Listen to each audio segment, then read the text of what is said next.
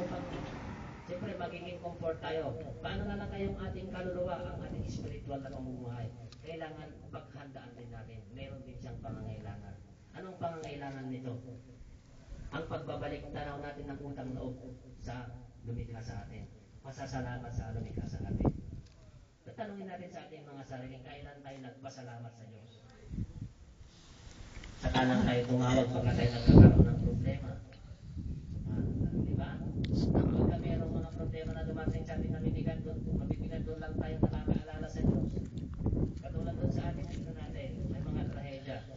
Pagka nandiyan na yung napakabinding bagyo, napakalakas na ng hangin, doon mo lang matatawag ang Diyos. Diyos ko, tulungan mo ako.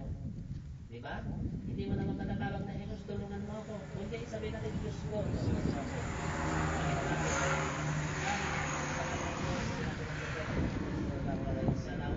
Ay inilagak na sa puso ng bawat tao ang kaisahan ng Diyos. Inilagak na sa ating puso.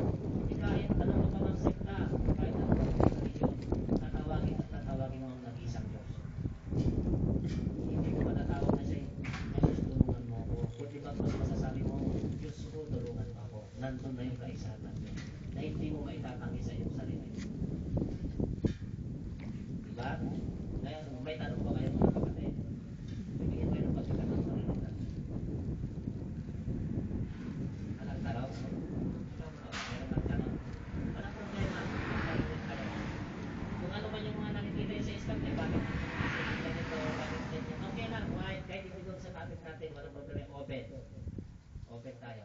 At least para maliwanagan kayo, masagot namin yung mga nandyan sa isip na walang problema mga kapatid. Sige ba niya? Yung talokbok sa mga babae, sa lalaki. Sa lalaki? Ano yan bro? Yung mga talokbong yan, tradisyon nila yun. Tradisyon lamang yan bro. Kaya nagtatalokbong sila. Sa atin, tradisyon natin, mga ganito. Diba? Ang mga, sabihin natin, mga Pakistan, iba naman yung mga damit nila. Kasi yan ay identity. Kaya sinabi niya Allah subhanahu wa ta'ala sa banal na Quran, tingnan ninyo, ito isang ayat.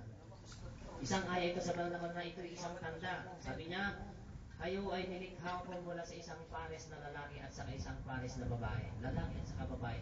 Ginawa ko kayo isang pamayanan at isang nasyon. At ginawa ko kayo isang pamayanan sa isang saan. Binigyan ko kayo ng iba't ibang lengguwahe, iba't ibang batas. Bawat bansa, bawat pamayanan may kanya-kanyang batas. Kaya ito ngayon nakikita natin. Bakit ngayon hindi tayo pare-parehas? Diba? Pare-parehas lamang na tayo na tao. Yan ang sinabi ng naginawa niya tayo isang nasyon, isang pamayanan upang makakilala ninyo ang isa't isa. Paano tayo ngayon nagkakakilala?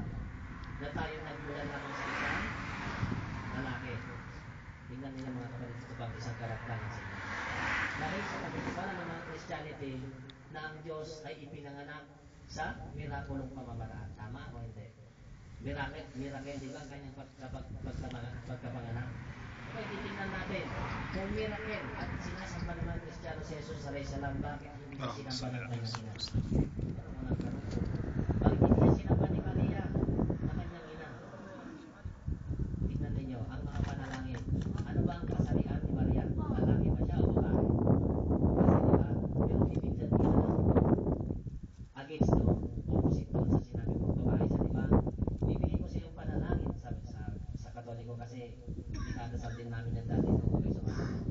Aba, Ginoong Maria na pupunuan ka ng grasya. Aba, Ginoong, ano ba yung Ginoong? Lalaki o babae? Ginoong Maria. Diba contradict na yun? Contradiction na yun. Aba, Ginoong Maria na pupuno ka ng grasya.